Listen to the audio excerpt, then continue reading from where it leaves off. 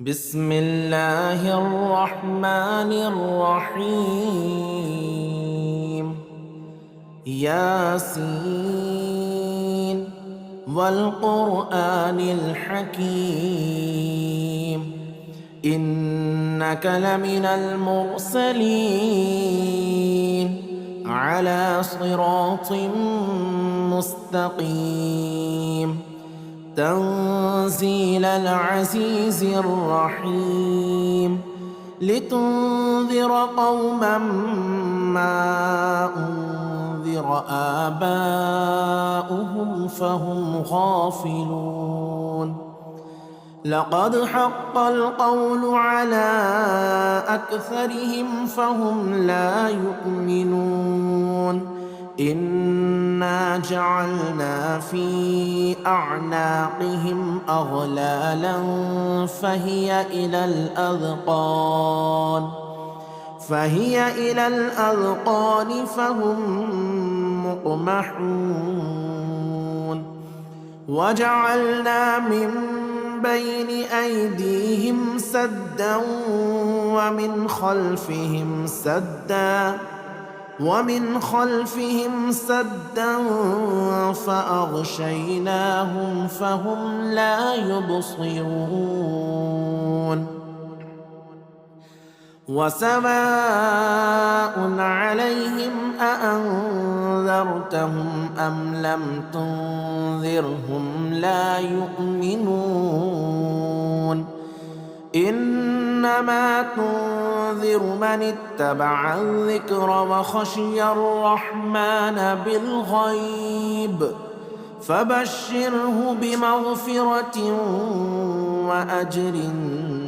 كريم. إنا نحن نحيي الموتى ونكتب ما قدموا وآثارهم وكل شيء أحصيناه في إمام مبين. واضرب لهم مثلا أصحاب القرية إذ جاءها المرسلون إذ أرسلنا إليهم 2 فكذبوهما فعززنا بثالث فقالوا إنا إليكم مرسلون. قالوا ما أنتم إلا بشر مثلنا وما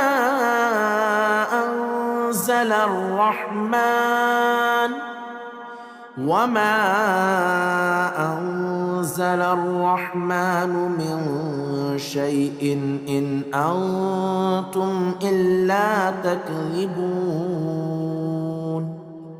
قالوا ربنا يعلم إنا إليكم لمرسلون وما علينا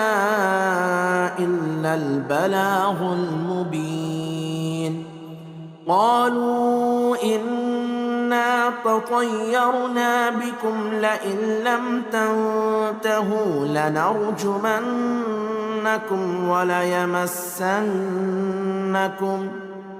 وليمسنكم منا عذاب أليم. قالوا طائركم معكم أئن ذكرتم بل أنتم قوم مسرفون. وجاء من أقصى المدينة رجل يسعى قال يا قوم اتبعوا المرسلين اتبعوا من لا يسألكم أجرا وهم مهتدون. وما لي لا أعبد الذي فطرني وإليه ترجعون أأتخذ من دونه آلهة إن يردني الرحمن بضر لا تغن عني شفاعتهم شيئا ولا ينقذون إني إذا لفي ضلال مبين إني آمنت بربكم فاسمعون قيل ادخل الجنة قال يا ليت قومي يعلمون بما غفر لي ربي وجعلني من المكرمين وما أنزلنا على قومه من بعده من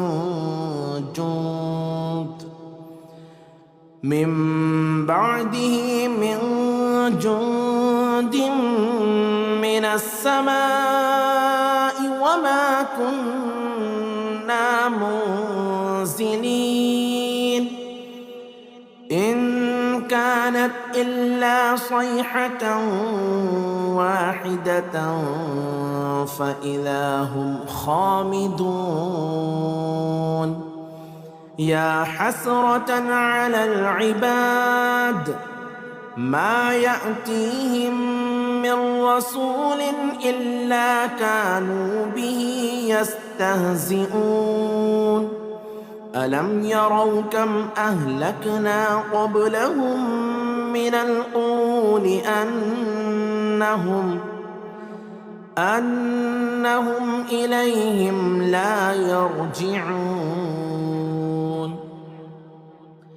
وإن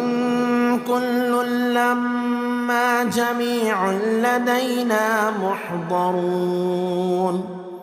وآية لهم الأرض الميتة أحييناها وأخرجنا منها حبا فمنه يأكلون وجعلنا فيها جنات من نخيل وأعناب وفجرنا فيها من العيون ليأكلوا من ثمره وما عملته أيديهم أفلا يشكرون سبحان الذي خلق الأزواج كلها مما تنبت الأرض ومن أنفسهم ومما لا يعلمون وآية لهم الليل نسلخ منه النهار فإذا هم مظلمون والشمس تجري لمستقر لها ذلك تقدير العزيز العليم والقمر قدرناه منازل حتى عاد كالعرجون القديم لا الشمس ينبغي لها أن تدرك القمر ولا الليل سابق النهار وكل في فلك يسبحون وآية لهم أنا حملنا ذريتهم في الفلك المشحون وخلقنا لهم من مثله ما يركبون وإن نشأ نغرقهم فلا صريخ لهم ولا هم ينقذون إلا رحمة منا ومتاعا إلى حين وإذا قيل لهم اتقوا ما بين أيديكم وما خلفكم لعلكم ترحمون وما تأتيهم من آية من آيات ربهم إلا كانوا عنها معرضين وإذا قيل لهم أنفقوا مما رزقكم الله قال الذين كفروا للذين آمنوا أنطعم من لو يشاء الله أطعمه إن أنتم إلا في ضلال مبين ويقولون متى هذا الوعد إن كنتم صادقين ما ينظرون إلا صيحة واحدة تأخذهم وهم يخصمون فلا يستطيعون توصية ولا إلى أهلهم يرجعون ونفخ في الصور فإذا هم من الأجداث إلى ربهم ينسلون قالوا يا ويلنا من بعثنا من مرقدنا هذا ما وعد الرحمن وصدق المرسلون إن كانت إلا صيحة واحدة فإذا هم جميع لدينا محضرون فاليوم لا تظلم نفس شيئا ولا تجزون إلا ما كنتم تعملون إن أصحاب الجنة اليوم في شغل فاكهون هم وأزواجهم في ظلال على الأرائك متكئون لهم فيها فاكهة ولهم ما يدعون سلام قولا من رب رحيم سلام قولا من رب رحيم وامتازوا اليوم أيها المجرمون ألم أعهد إليكم يا بني آدم ألا تعبدوا الشيطان إنه لكم عدو مبين وأن اعبدوني هذا صراط مستقيم ولقد أضل منكم جبلا كثيرا أفلم تكونوا تعقلون هذه جهنم التي كنتم توعدون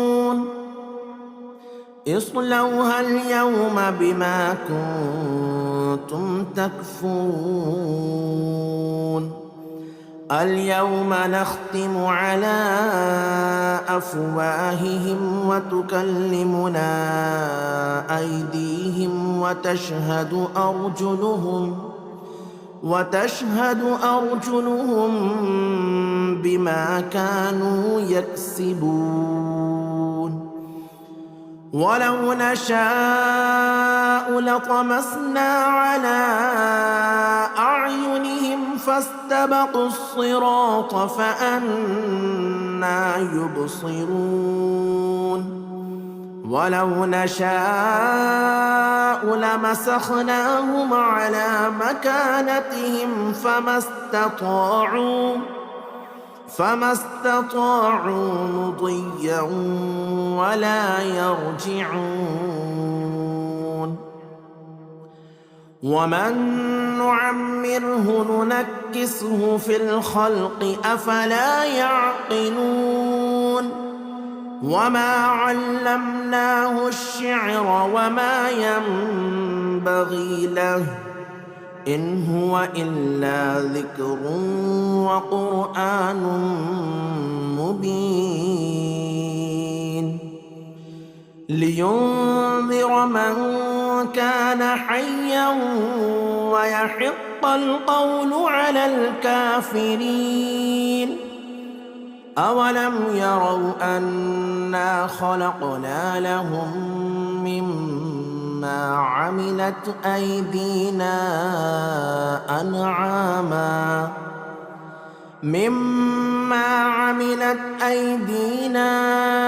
أنعاما فهم لها مالكون. وذللناها لهم فمنها ركوبهم ومنها يأكلون ولهم فيها منافع ومشارب أفلا يشكرون. واتخذوا من دون الله آلهة لعلهم ينصرون. لا يستطيعون نصرهم وهم لهم جند محضرون. فلا يحزنك قولهم إنا نعلم ما يسرون وما يعلنون. أولم ير الإنسان أنا خلقناه من نطفة فإذا هو خصيم مبين. وضرب لنا مثلا ونسي خلقه قال من يحيي العظام وهي رميم. قل يحييها الذي أنشأها أول مرة وهو بكل خلق عليم. الذي جعل لكم من الشجر الأخضر نارا فإذا أنتم منه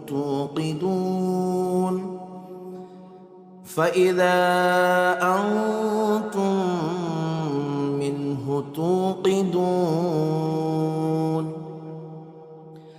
أوليس الذي خلق السماوات والأرض بقادر على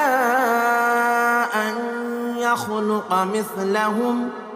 بلى وهو الخلاق العليم. إنما أمره إذا أراد شيئا أن يقول له كن فيكون. فسبحان الذي بيده ملكوت كل شيء وإليه ترجعون. بسم الله الرحمن الرحيم. الرحمن علم القرآن خلق الإنسان علمه البيان. الشمس والقمر بحسبان والنجم والشجر يسجدان. والسماء رفعها ووضع الميزان ألا تطغوا في الميزان وأقيموا الوزن بالقسط ولا تخسروا الميزان والأرض وضعها للأنام فيها فاكهة والنخل ذات الأكمام والحب ذو العصف والريحان فبأي آلاء ربكما تكذبان خلق الإنسان من صلصال كالفخار وخلق الجان من مارج من نار فبأي آلاء ربكما تكذبان رب المشرقين ورب المغربين فبأي آلاء ربكما تكذبان مرج البحرين يلتقيان بينهما برزخ لا يبغيان فبأي آلاء ربكما تكذبان يخرج منهما اللؤلؤ والمرجان فبأي آلاء ربكما تكذبان وله الجوار المنشآت في البحر كالأعلام فبأي آلاء ربكما تكذبان كل من عليها فان ويبقى وجه ربك ذو الجلال والإكرام فبأي آلاء ربكما تكذبان يسأله من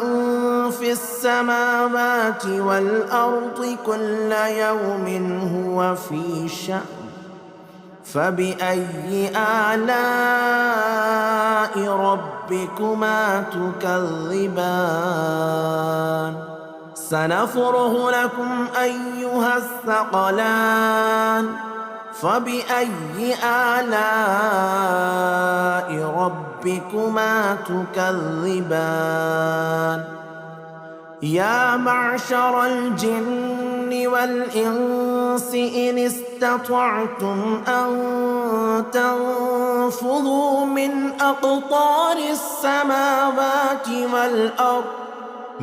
أقطار السماوات والأرض فانفذوا لا تنفذون إلا بسلطان فبأي آلاء ربكما تكذبان يرسل عليكما شواظ من نار ونحاس فلا تنتصران فبأي آلاء ربكما تكذبان فإذا انشقت السماء فكانت وردة كالدهان فبأي آلاء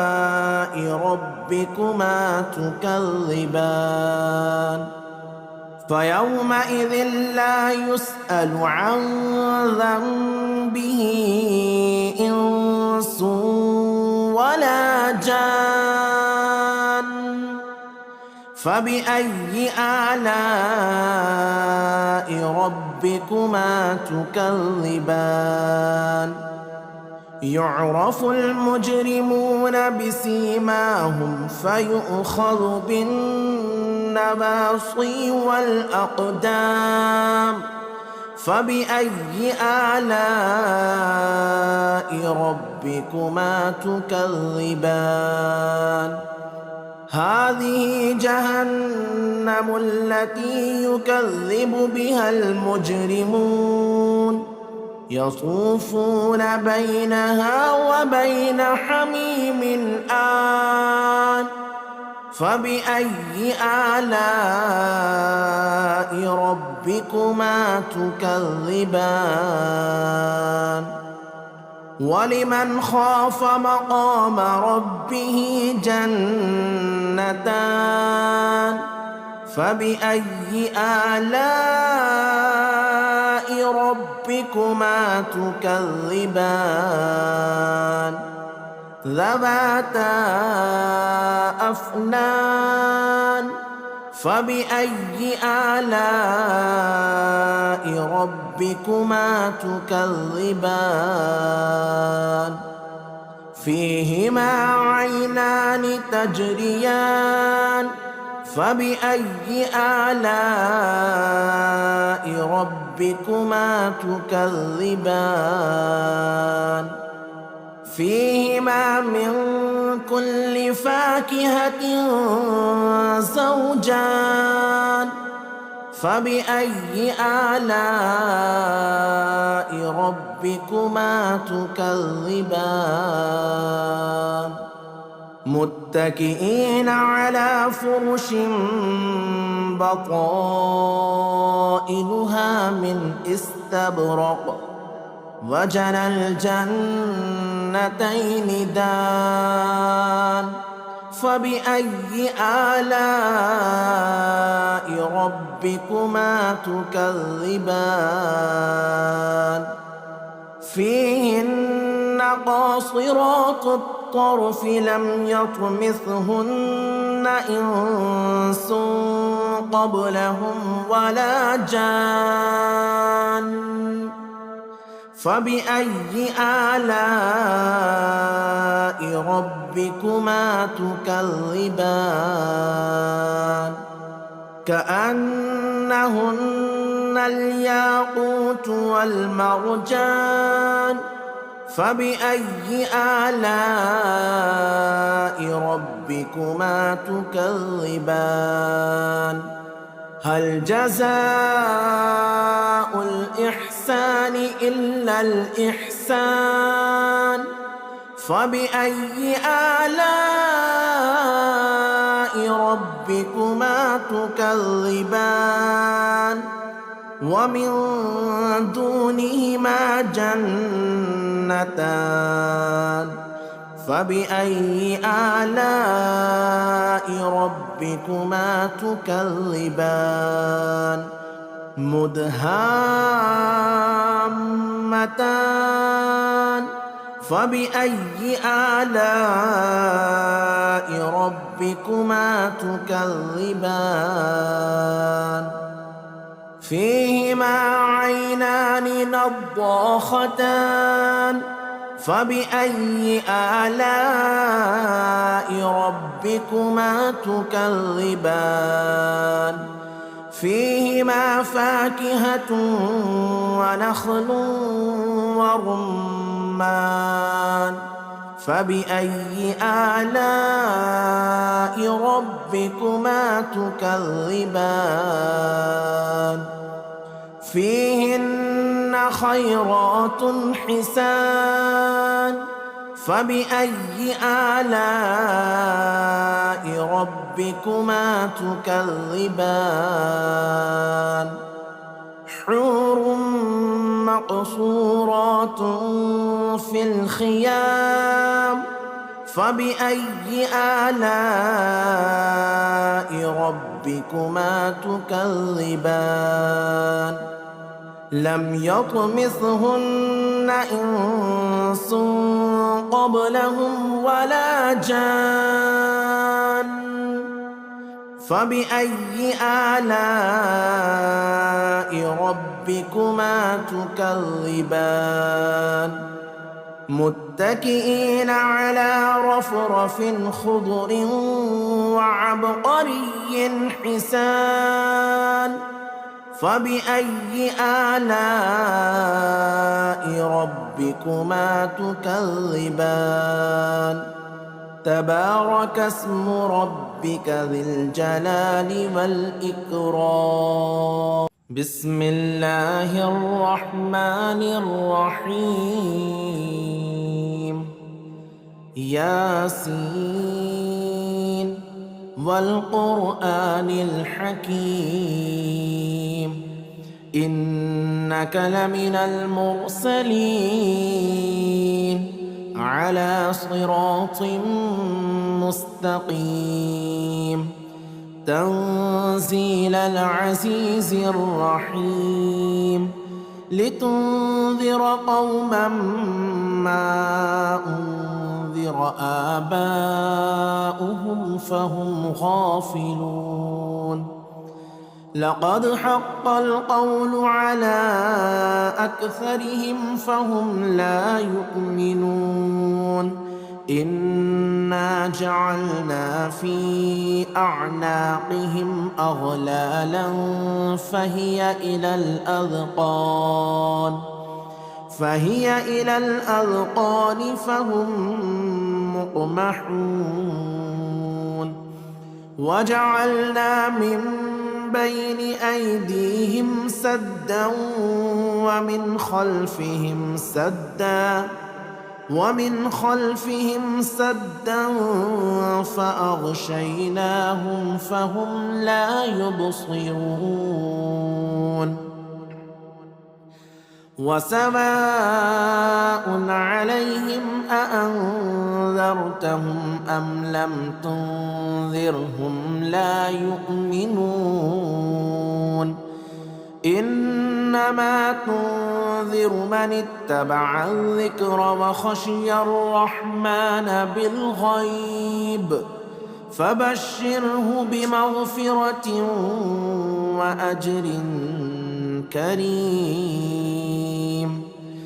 إنا نحن نحيي الموتى ونكتب ما قدموا وآثارهم وكل شيء أحصيناه في إمام مبين واضرب لهم مثلا أصحاب القرية إذ جاءها المرسلون إذ أرسلنا إليهم 2 فكذبوهما فعززنا بثالث فقالوا إنا إليكم مرسلون قالوا ما أنتم إلا بشر مثلنا وما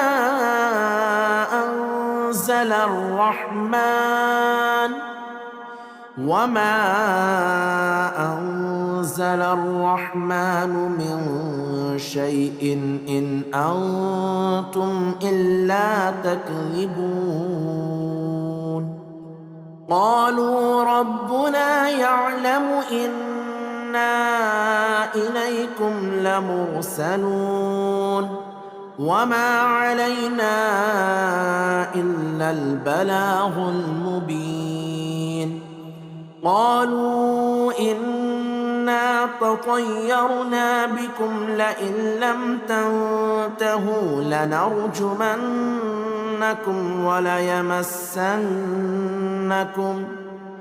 وليمسنكم منا عذاب أليم قالوا طائركم معكم أئن ذكرتم بل أنتم قوم مسرفون وجاء من أقصى المدينة رجل يسعى قال يا قوم اتبعوا المرسلين اتبعوا من لا يسألكم أجرا وهم مهتدون وما لي لا أعبد الذي فطرني وإليه ترجعون أأتخذ من دونه آلهة إن يردني الرحمن بضر لا تغن عني شفاعتهم شيئا ولا ينقذون إني إذا لفي ضلال مبين إني آمنت بربكم فاسمعون قيل ادخل الجنة قال يا ليت قومي يعلمون بما غفر لي ربي وجعلني من المكرمين وما أنزلنا على قومه من بعده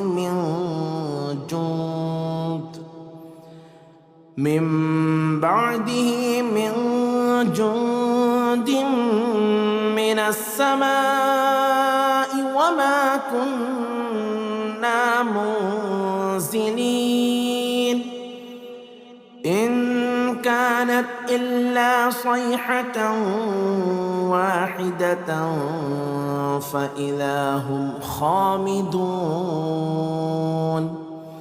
يا حسرة على العباد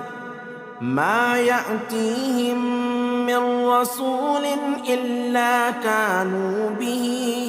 يستهزئون ألم يروا كم أهلكنا قبلهم من القرون أنهم إليهم لا يرجعون وإن كل لما جميع لدينا محضرون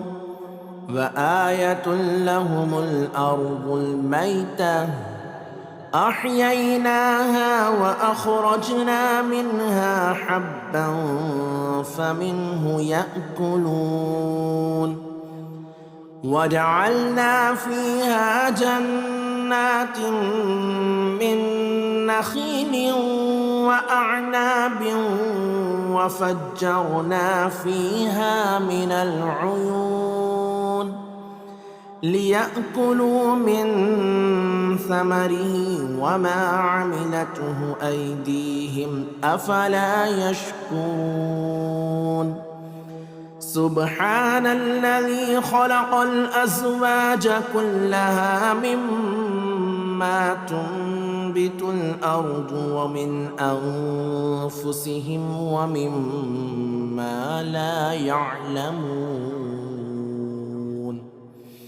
وآية لهم الليل نسلخ منه النهار فإذا هم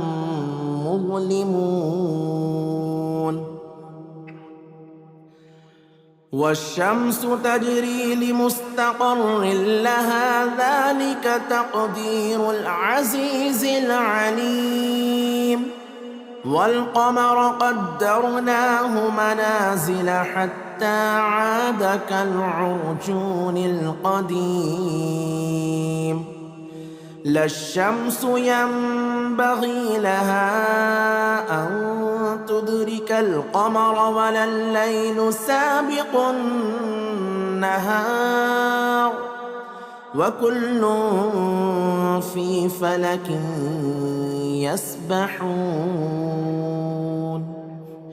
وآية لهم أنا حملنا ذريتهم في الفلك المشحون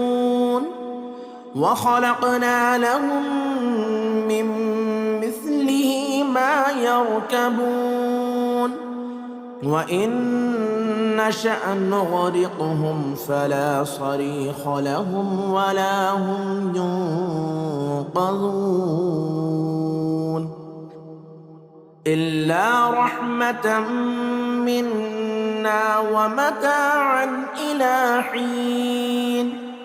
وإذا قيل لهم اتقوا ما بين أيديكم وما خلفكم لعلكم ترحمون وما تأتيهم من آية من آيات ربهم إلا كانوا عنها معرضين وإذا قيل لهم أنفقوا مما رزقكم الله قال الذين كفروا للذين آمنوا أنطعم من لو يشاء الله أطعمه إن أنتم إلا في ضلال مبين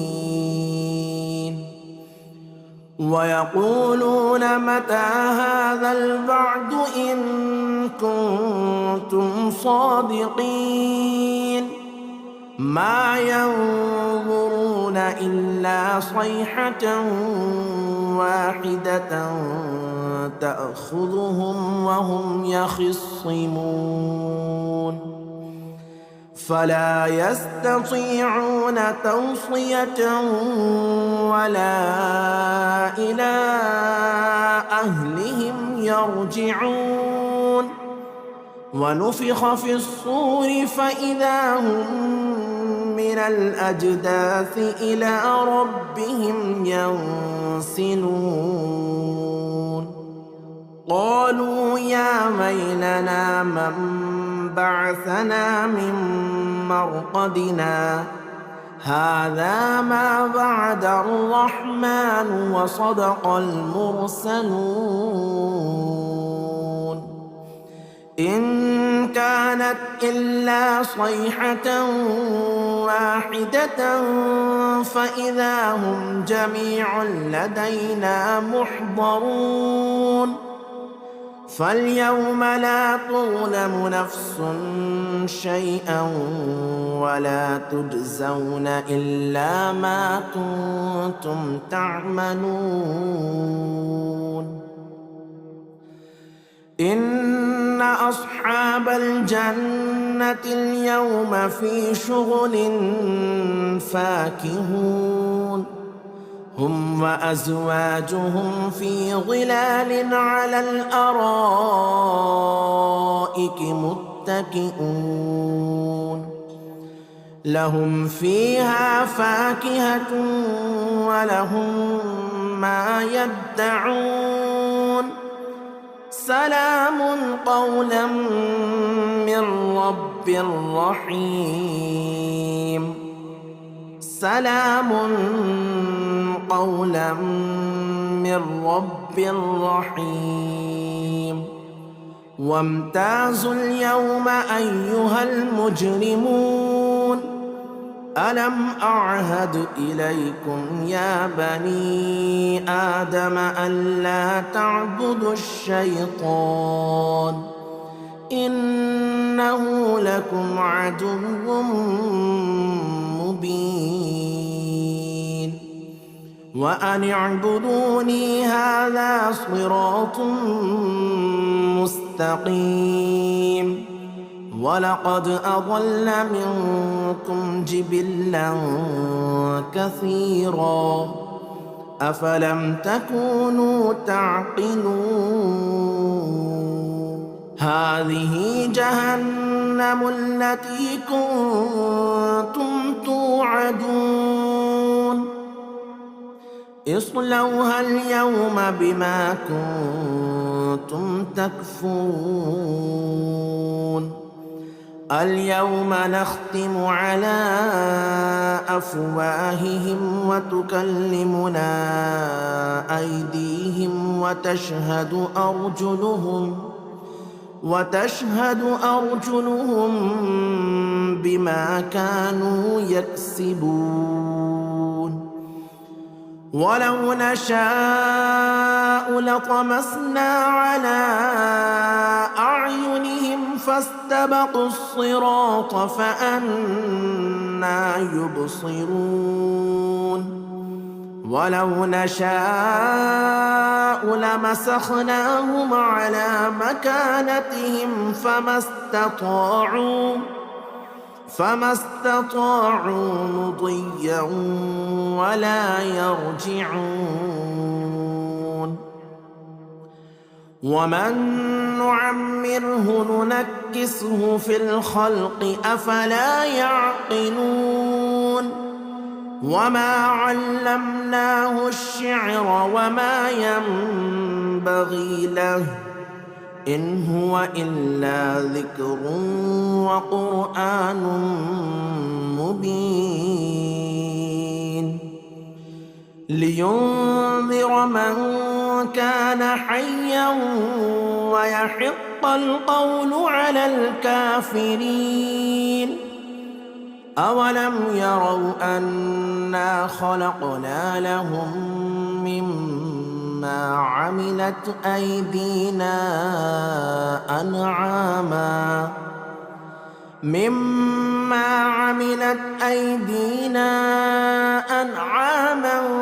فهم لها مالكون وذللناها لهم فمنها ركوبهم ومنها يأكلون ولهم فيها منافع ومشارب أفلا يشكرون واتخذوا من دون الله آلهة لعلهم ينصرون لا يستطيعون نصرهم وهم لهم جند محضرون فلا يحزنك قولهم إنا نعلم ما يسرون وما يعلنون أولم ير الإنسان أنا خلقناه من نطفة فإذا هو خصيم مبين وضرب لنا مثلا ونسي خلقه قال من يحيي العظام وهي رميم قل يحييها الذي أنشأها أول مرة وهو بكل خلق عليم الذي جعل لكم من الشجر الأخضر نارا فإذا أنتم منه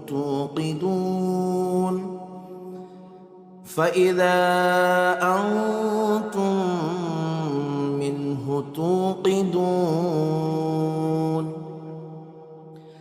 أوليس الذي خلق السماوات والأرض بقادر على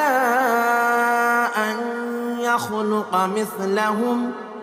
بلى وهو الخلاق العليم